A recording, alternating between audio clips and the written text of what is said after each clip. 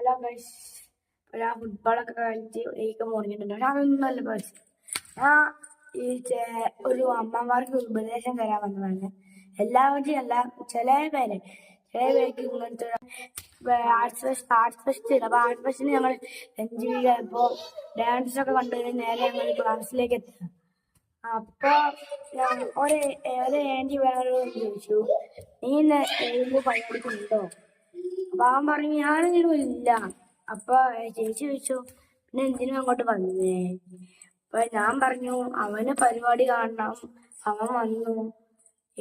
അപ്പൊ ചേച്ചി പറഞ്ഞു കളിയാക്കൽ ഭാവത്തിന് ആണോ അങ്ങനെ ചോദിച്ചു. അപ്പൊ എനിക്കെല്ലാം പറഞ്ഞത് പരിപാടി കാണണം എന്തെങ്കിലും ചോദിക്കുന്നു. അത് അവർക്ക് ഇഷ്ടമുള്ള ഇതാണ്. മക്കളുടെ പരിപാടിക്ക് നിങ്ങൾ കാണുന്നുണ്ട്, അതേപോലെ അവർക്ക് അവരുടെ സ്കൂളിന്റെ പരിപാടി കാണാം. അതിനൊരു കുഴപ്പമില്ല. നിങ്ങൾക്ക് നിങ്ങളുടെ മക്കളെ പരിപാടി കാണാം, ഞങ്ങൾക്ക് ഞങ്ങളെ സ്കൂളിന്റെ പരിപാടിയും കാണാം. രണ്ടെണ്ണം പറ്റും. അതില് വെറുതെ ഉപദേശിക്കുന്ന കാര്യമില്ല അല്ല. ചേവര് വെറുതെ ഇങ്ങനെ ചോദിക്കും.